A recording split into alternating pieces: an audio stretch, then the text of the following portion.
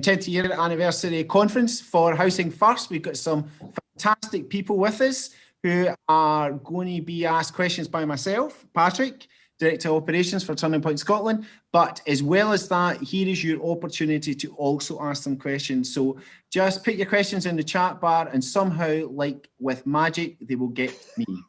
Okay, so I'm going to just go round our participants, ask them to just really say who they are and what their relationship is in terms of homelessness and Housing First. Tracy, let's start with you. Yeah, hi, my name's Tracy Paulson and I am a peer support practitioner with the Legacy Service in Glasgow.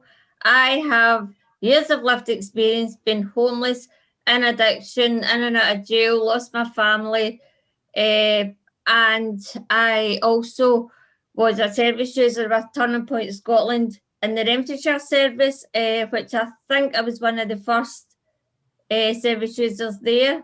And now I actually work with one of my workers who's now my supervisor.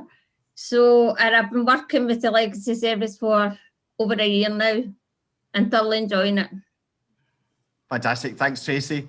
Maggie's to my right-hand side. Maggie. Thanks, Patrick, and just a quick congratulations to everybody at Turning Point Scotland just for your 10-year anniversary and just allowing us all to share that and celebrate it with you. So thank you. So Maggie, I work for Homeless Network Scotland. Our overall interest really is in helping create the kind of the evidence-based policy and kind of systems changes so that homelessness can be ended. And for us, Housing First is just such a pivotal example of the very best evidence, the right policy. And when we really implement it at scale, as we're now on course to do, it can create that big system culture change that we're all kind of working toward, really. So as part of that role, we are commissioned to provide a project support role for the Housing First Pathfinder and a kind of broader information and support role called Housing First Scotland, looking at all parts of Scotland. Thanks, Maggie. Marion, you're just below Maggie. Hi there, folks. Nice to see you all again. And thank you very much for inviting me along to this plenary session. I'm very pleased to be part of this, as Housing First is a really important part of the Scottish Government. And just to describe why I'm saying that, I'm in the Scottish Government, the homelessness team, and have been in this post for over 10 years. And I've seen the growth of Housing First from those early days with Turning Point Scotland to where we are now with the Pathfinder, and over and above that, or alongside that, the Housing First and all the rapid rehousing transition plans across Scotland with the 32, so that when we get to the end of March this year, then something in order of 28 local authorities in Scotland will have Housing First, either up and running or well in development, which I think is a great testament to all the work that people have been doing, working in Housing First over this 10 years, plus the thinking that's gone before then, as a number of us on the call today have been involved in homelessness for a lot longer than that 10 years, grey hairs to prove them. So just to sort of say thanks again for bringing me in. I'm looking forward to the questions. Generally, Scottish Government people on panels get a number of them, so bring it on. Thanks very much, Patrick. Bring it on. Bring it on. You heard Marion? Put her to the test. Fiona? Hi, thanks Patrick for inviting me along. It's been a great conference so far. I've really enjoyed it. Thank you.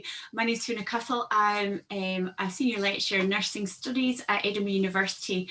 The first 20 years of my life I worked as a community nurse for asylum seekers, refugees and people experiencing homelessness in the northeast of England, and then I moved into the university sector and I've been at Edinburgh for 5 or 6 years now.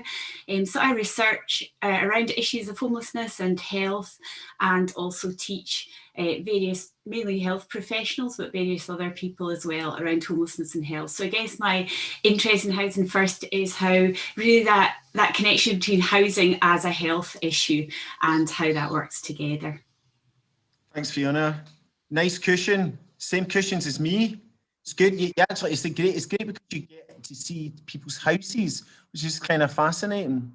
Jim, you get to see people's houses except for if they work for the local authority and impose white backgrounds. Thanks, Patrick. Yes, it's white background. what I would say is like everyone else, it's an honour and a privilege to be part of the plenary session. My name's Jimmy Bride, and I'm Head of Community Justice and Homelessness in Glasgow Health and Social Care Partnership.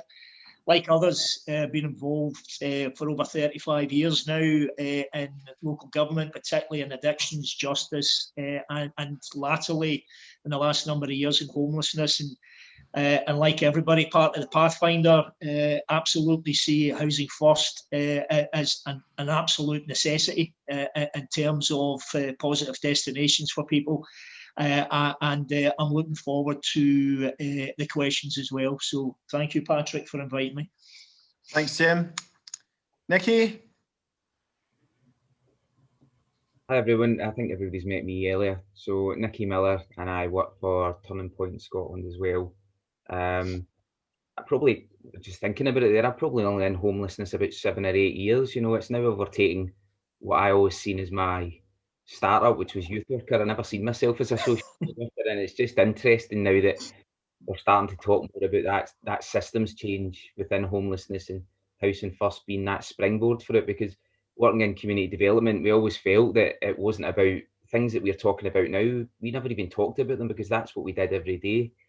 So in Turning Point, I suppose my role is to kind of help lead and develop our strategy around homelessness, but also in Housing First. And I think more than that now across all the areas that we work with, justice, learning disabilities, alcohol and other drugs, trying to remove that silo and try to convince local authorities to look at delivering services that actually meet people's needs and actually take away the badge that it's someone who's experiencing homelessness or justice. So that's really where we're at. Thanks, Nikki. So let's get started. I suppose it is irresistible to be able to not acknowledge that we're in the middle of a pandemic. And it's been something that I suppose has affected us at Turning Point Scotland and the people who use our service, like it will every single individual. And the first question for me is then, in this, when we talk about this new normal, whatever we move to, whatever we transition to, what is housing? Is it still right that Housing First is the default, should be the default model for people affected by homelessness in Scotland post-pandemic? Is that still the right model? Maggie, let's start with you. Yeah, thanks, Patrick. I mean, I think absolutely. One of the things that became really clear to us as we were kind of working through some of the responses to the recent national framework for Housing First that we've been consulting on is how far, I think particularly local authorities consider the rapid rehousing framework to be the absolute best platform for recovery from the pandemic. So that idea, if that wasn't something that we already had in place, we'd need to be putting it in place now. And if we're able to place Housing First within that broader context of rapid rehousing, then I think what we're trying to achieve with Housing First just goes hand in hand with what we're trying to achieve with rapid rehousing. Housing First, we think, we've always known it's not for everybody that experiences homelessness, that many people just don't have that level of support need, that their greatest need is just a need for housing, and if you can sort that out, you know, people can just go on with their lives. There's also some people that need more support that Housing First won't be quite right for either. But in terms of shifting the balance, what Turning Point have been achieving over the last 10 years and what the Pathfinder has been doing over the last 2 has been about really increasing the number of people that can get access to a Housing First approach. So I think some of the best analysis that we've got through Heriot-Watt University, based on some of the Hard Edges Scotland data actually, but they gave it further analysis just to make sure that they'd kind of really streamlined that data to give us the best possible count. Talks about something like 3,500 people a year in Scotland would be best fit for the Housing First approach. So that's about 10% of overall housing applications or thereabouts. It'll be different in every area, of course, but that's a significant number. And if you think about the number that we're at the moment, which is such a significant move on in terms of where we were, but still is just a fraction of where we need to be. So yes, absolutely, it must be part of the pandemic recovery as part of that overarching rapid rehousing framework. and that we need to really be thinking about how we pick up pace and scale so that we can reach that round about 10% of people that really need this type of response for all the reasons that people have given today. Thanks, Maggie. Thanks. Marion, from a Scottish Government perspective, from your own perspective, Housing First still the right model post-pandemic? Definitely. That's it. I try not to cover everything that Maggie's covered there because we're very similar in our outlook about this as well. But I think that I think people know, I'll go a slightly different direction. I think people know that we've had the Housing Option Hubs meeting for a number of years now, and they've over 10, and they've performed a particular function in terms of like learning, sharing, experience, practice, and all the rest of it. And that's been a great platform for doing lots of different things. Originally, it was housing options, it was prevention work and all the rest of it. And then moving through with the rapid rehousing transition plans, which have been so crucial. And I think as a slight aside, what I think is extremely interesting is the fact that there was no regulations for local authorities to develop a rapid rehousing plan. There was no stick to do that at all, anything. It was very much just sort of like a build-up of the sector saying this is the way forward. It built on the recommendations of the Homelessness and Rough Sleeping Action Group. It took us in that direction. And so it just dovetailed nicely with the Housing Option Hubs work and how that moved through. So that was all a bit of a journey there. So we had a year of implementation and then COVID hit. And as Maggie reflected on there, what was immediately interesting was the fact that people used the rapid rehousing plans as the basis for the recovery. It needed changed. They needed to look at it as well. But the Housing Option Hubs started to meet more frequently on a sort of fortnightly basis, and they've continued to this day, and nobody wants to go away from that just now. Because they see the benefit in being able to share that learning. And what we're seeing is that a lot of the Housing First plans have been escalated during this period of time. So one local authority, I won't name it, one local authority had been planning to have like 20 or so Housing First tenancies by March, 31st of March this year. They're now looking at something like 46. So that just gives you a bit about what's happened through the COVID pandemic is that people have got different ways services have got in contact with people, and they've been able to see that Housing First is actually there to really support people who weren't supported by the homelessness system. You know, the homelessness system is, and homelessness legislation is the best in the world, but that doesn't mean to say it doesn't fail some people. And Housing First is there to basically assist the people that traditionally the homelessness legislation has failed. And therefore, that's why we're seeing that as a sort of like big growth. Yeah, if you look at the health and homelessness data, 51% of all homelessness applications just need a house, maybe a little bit of support, just need a house. And then you start to like graduate the amount of support somebody needs. But when you get to, and it's not a hierarchy or anything like that, it's just what people need. And when you get to the more sort of like more complex requirements there as well, other systems can't cope, and it's only Housing First that can step into that space at the moment and really do it. As Maggie says, it's not there for everyone, but it's a really, really strong component. You'll have heard the First Minister in Parliament, you'll have heard my Minister, you'll have heard the Cabinet Secretary, all supporting Housing First. And there, it's not gone away with. It's not like that was a flash in the pan. Let's go. We need to like just focus on the recovery from pandemic. This is the recovery from pandemic. I'll leave you there, Patrick, because we're your time.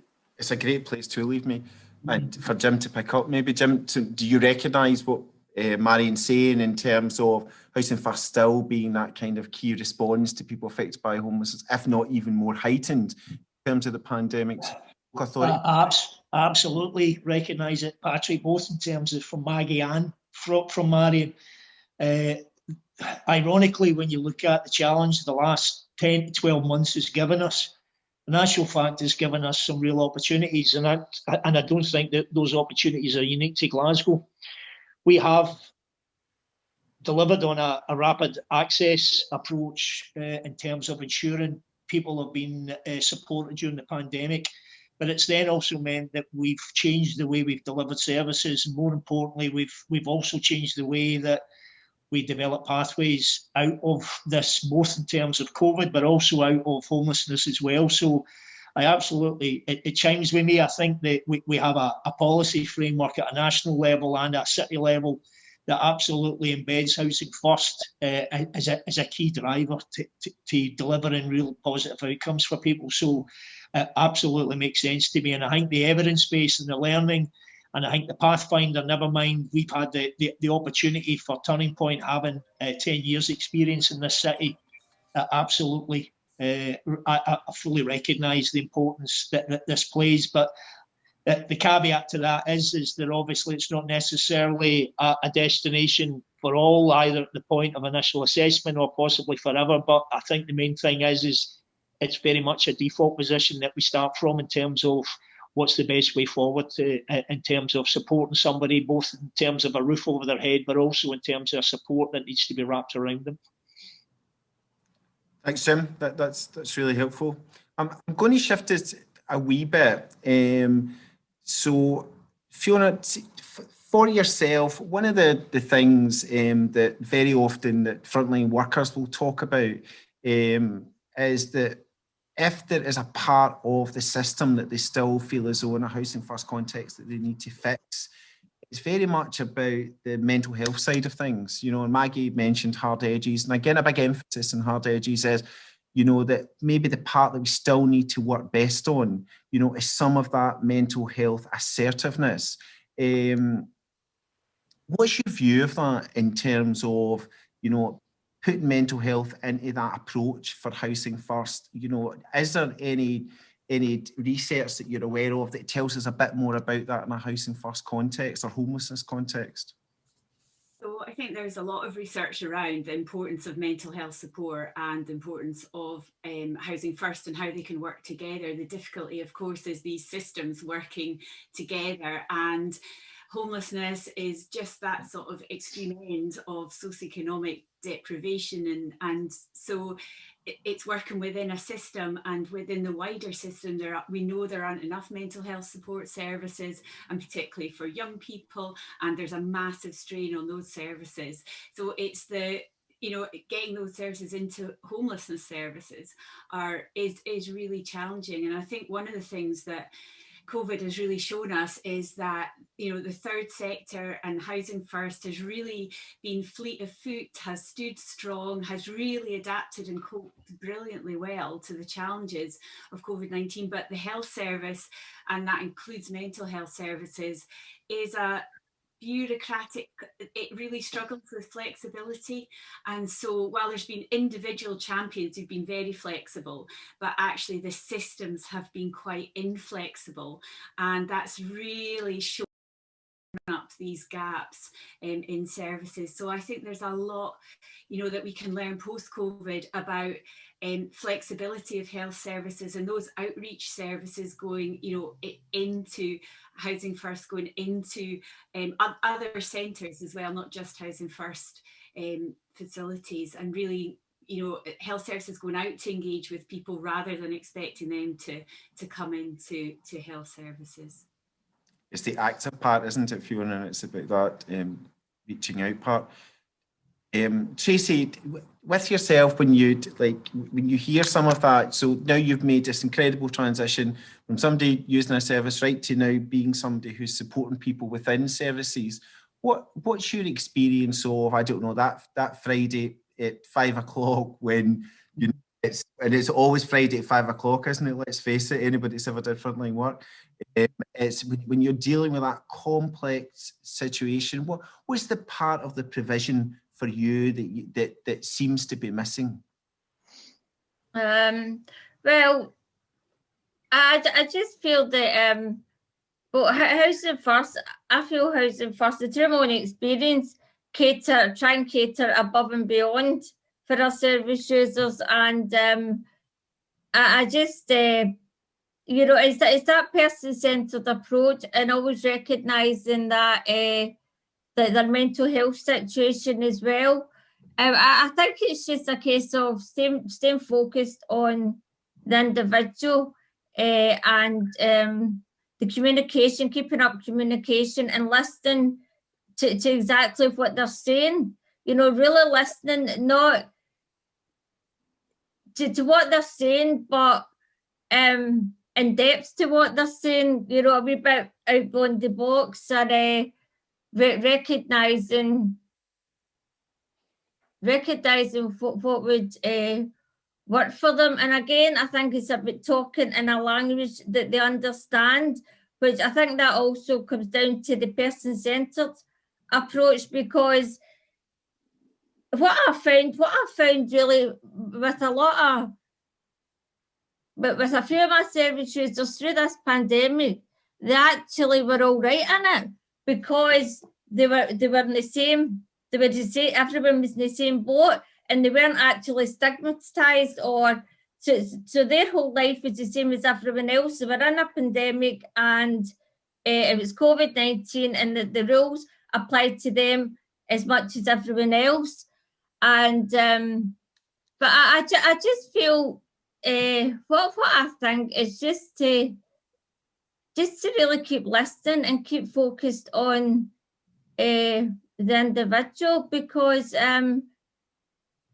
you know, you're talking about housing first. I know through my own experience that getting a house is not, it's definitely not the end.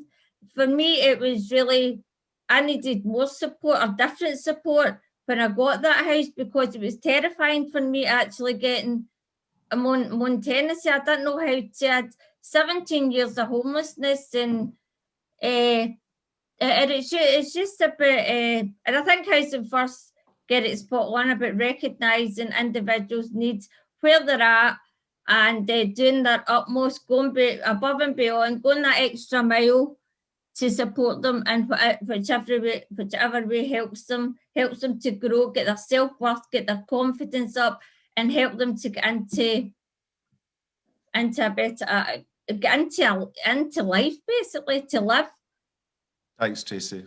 And you know, you make a brilliant point. Someone else, our head of policy, Faye, and she was talking to me about maybe actually some of the people who at times have been the most excluded.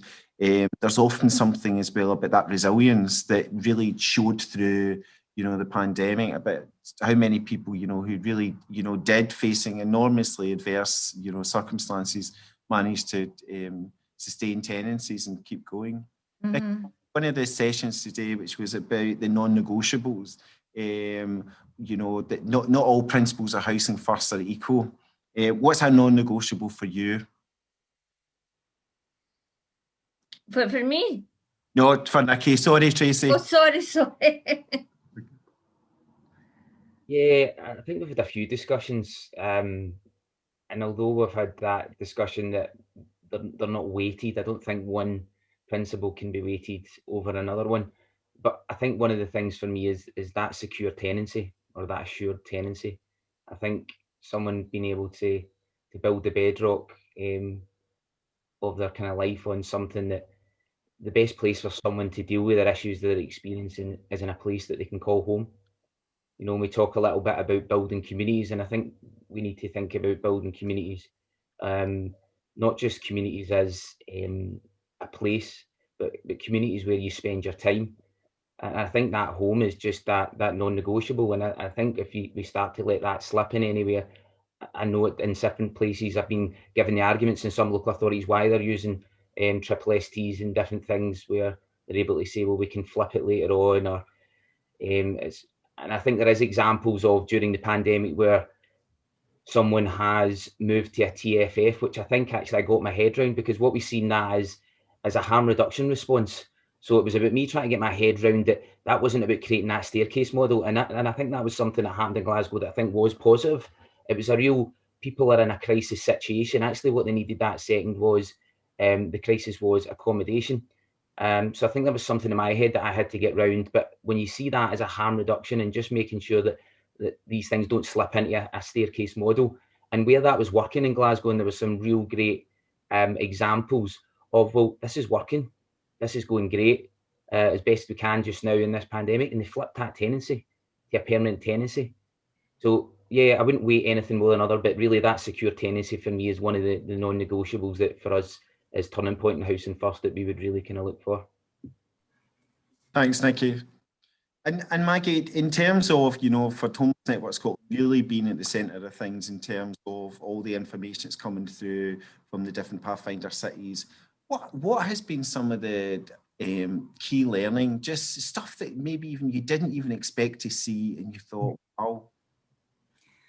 I think probably one of the key ones is how much context matters and how important it is.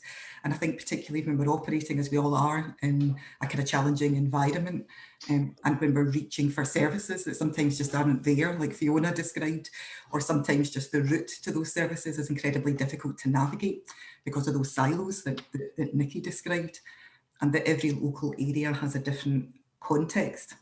And what Housing First is already showing, which is kind of the hypothesis that you know, kind of Housing First advocates across the world talk about, is that Housing First itself can be the catalyst for the bigger changes that we want to see in our local areas. And I think already across the Pathfinder areas in Scotland that those buds are really starting to emerge, that we can't be drawn into calls for us not to call something Housing First because somebody doesn't get accommodated that night. Housing First isn't predicated on somebody being accommodated immediately. It's about somebody being accommodated as quickly as practically possible. And that's where that whole point about context mattering comes into place. Everything that's been achieved across the Pathfinders to date is Housing First, and it's very good examples of Housing First in you know, in almost all cases. I just wanted, in case I don't get the opportunity, and because today's a celebration, I just wanted to make a point about Glasgow and how well Glasgow is doing in Housing First, because people are always really hard in Glasgow, and Glasgow is always... I've never noticed, Maggie. No, exactly. And there is nobody harder on Glasgow than Glasgow, do you know? And there is something about Housing First that is just getting it right in Glasgow. And we can see that by the numbers that have been achieved, by the partnerships that are starting to develop, and the fact that those cross-sector partnerships are really thinking about the future and what this is going to look like as a default significant model in Glasgow. So I just wanted the chance to say that because we don't often get a chance. I'm glad to hear that, Maggie. Thanks, Andrew. I'm glad to hear that as well. Shona, I'm going to have to bring you on screen because I've got a wee calamity in that my smart screen turned off. Was there questions that came up from the floor that you could maybe give us? Yeah, sure. So one of the popular questions that's come in was around what other partners you would like to get on board to help embed the Housing First philosophy yet further in Scotland? Brilliant question. Wish I'd thought it. So who else do we need at the table in order for it to work? Let's ask government. Government are always good at these things. Marion? I'm not sure if we're good at them, but we try. I think some of the really interesting work that's going on just now, and it's slightly different in Glasgow because of where homelessness sits within the Health and Social Care Partnership, but I think it is that wider role of health and social care partnerships within Housing First and just in general around homelessness. And I think that's some of the incredible stuff that we need to really motor on. And in some places where, and not just the Pathfinders, where Housing First is doing best is where there's been joint work with alcohol and drug partnerships, with HSCPs and other parts of their mental health is really tricky, but in some places they're far better, as Fiona sort of alluded to there, than in others. But I think that's a critical partner who is a wee bit further away from the table in certain areas than others. And I think some of the work that's being done just now on the back of we've got our sort of governance thing, which is the Homelessness Prevention and Strategy Group, but underneath that, we've got a subgroup on rapid rehousing, and it's an incredible group of people as well. It's got all our housing option hubs sort of represented at it as well. It's got health and social care partnerships there. It's got Maggie from Homeless Network Scotland. It's got other third sector. It's got loads and loads of people involved in it. And it's got, and what is happening is a sort of like offshoot of that. And this is where I think it'd be helpful for people to understand by getting health and social care partnerships, is that our health and social care partnership person on there, who's in a Glasgow person, but it's actually in Inverclyde, has started working with Healthcare Improvement Scotland about developing a network of health and social care partnerships linked in to rapid rehousing transition plan coordinators to make all these these connections, because Housing First is part of that rapid rehousing part, but we need to be able to like really generate those links and all the rest of it. So I think that's where I see some like brilliant work being like what happening in some places, but an opportunity to actually expand on that and get other people around the table. As I say, we still have a long way to go in certain areas, certain geographical areas, and certain subject areas. But I think that's the one that we'd want to crack next, because I think that's where the most opportunity is for really scaling up, as Maggie would say. I'm going to exploit my role as chair, but when one of the things that always kind of surprised me, maybe it shouldn't, but when the Housing First Legacy Service in Glasgow started, was the people who were so can-do, and it was about bringing together, housing, the local authority, occupational therapists and health who were like really good, and an interesting partner as well was the police. And I was once delivering this presentation in Brussels, and people were like, really kind of quite anti the idea that we should be including, the police. But just in terms of the Misuse of Drugs Act, and that some of the real issues that workers, like Tracy and others face, when you go in, what does it mean if somebody's leaving drug paraphernalia out? Yes. Giving people real kind of comfort around it. But listen, I'm going to end on a high. I want us all to be positive because this is a celebration. And Liz Littler, for you who know her, is actually very close to me just now, blowing up balloons with streamers. It's a sight I might share with you in a second. But with that thought, somebody has asked a brilliant question, which is, what would be your dreams and hopes for the 20th anniversary of Housing First? And I'm going to start with Fiona. Wow, well, I guess it's that, Housing First and maybe Housing First isn't needed because there is actually adequate and supported housing for everybody that is mainstreamed. Would be amazing, wouldn't it? That we'd sort of move beyond that. And that I think in terms of health and Housing First, that there is just a real flexibility with health services to be able to engage with people where they're at within those housing systems that mean that people have got a house and that is really mainstreamed and it's not seen as this niche specialist sort of area, but it's absolutely mainstreamed, and there's a flexibility of mental health services, support services, drug and alcohol services that can really flexibly engage in that active engagement. Love it, Fiona. I'm with you. Jim, 2020, Housing First, like?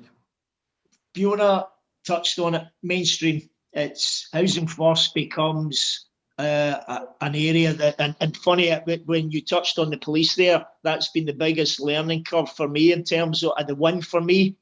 I think when Police Scotland are talking about harm reduction, talking about vulnerability, working with people rather than actually trying to enforce the law, Housing First has delivered on that, and for me, it's just it becomes mainstream, and it's not a niche area.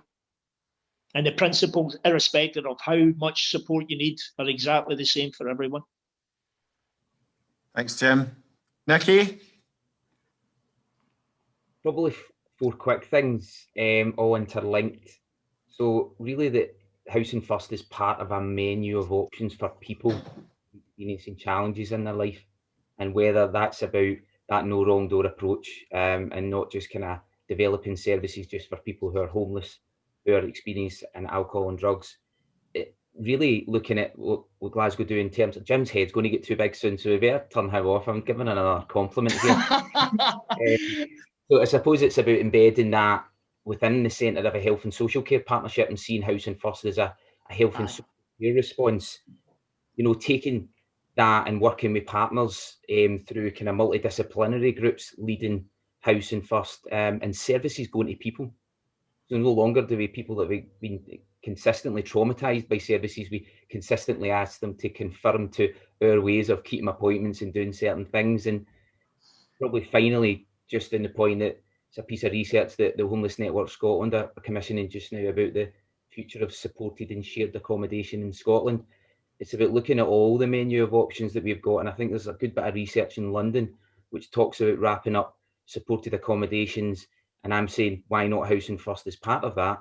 into a psychological envelope, and really looking at how we provide psychological responses and seeing supported accommodation as that health and social care response. And can you not move to supported accommodation for respite to get that psychological and health-based response for 2 weeks and then go back to your supported your tenancy without that feeling like a failure?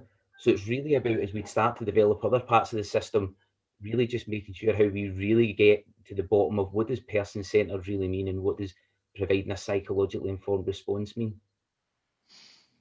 Fantastic. Thanks, Nikki. Marion, 2020.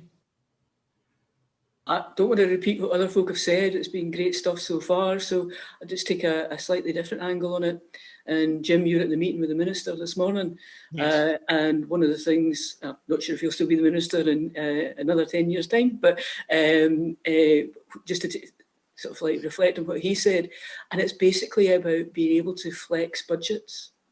Yes. He's really, really keen that we get to the position where folk are not saying, oh, that's mine, you can't have it because it doesn't really fit with my criteria, or no, go away over there, it's somebody else's. What he really wants is just for us all to come together and just think of it as a resource. And where's that person in the middle of there? Or what does that person need?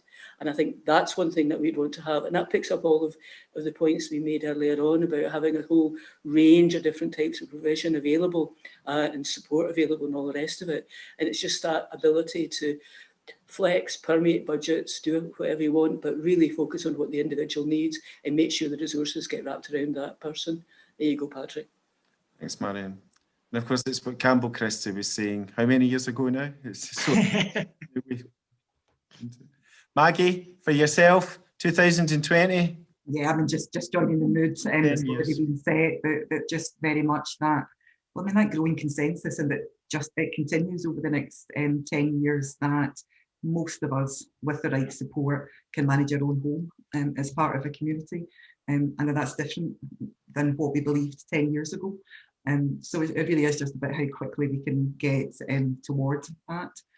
Some of the conditions to enable that are as positive as they can be for any country in terms of the commitment we have and the fact that you can get people from different sectors in a room like this, and we all very much want the same thing. So I guess a lot of that for me, thinking about the next 10 years, is how difficult can we make this for ourselves, and to just not stand in our own way of just making that happen. So well done to Turning Point for getting us this far and getting all into motion, and just really look forward to the next year. Sorry, Mike, I think I might have re-traumatised people because I said 2020, which we've now left behind a year. Yes, of course. 230, we're going to 230. Tracy, what's around 230? What do you think? Will we still need housing first? Yes, I think we will. I just really what everyone was saying, you know, but what I'd like to see is more service users in employment, and seeing more like results of them getting in, and even up and coming to become peers and actually using their own lived experience to help others. I just really but yeah, just for more resources, more flats, and more money, I suppose, as well. Thanks, Tracy. I couldn't have said it better myself. More money is always good. Okay, guys, we've got just a minute to go. I just want to say thanks so much for participating in this. We've tried to strike a balance between, you know, a learning event at the same time trying to celebrate something, and I hope that you can join us in the next session, which is just a wee 10-minute session where you're going to see me eat cake. Yes. You can virtually eat cake. I'm here for that. So thanks again. Thanks everybody. Thanks for taking the time. You. And we might see you in 2 minutes. Okay. Take care. Bye bye.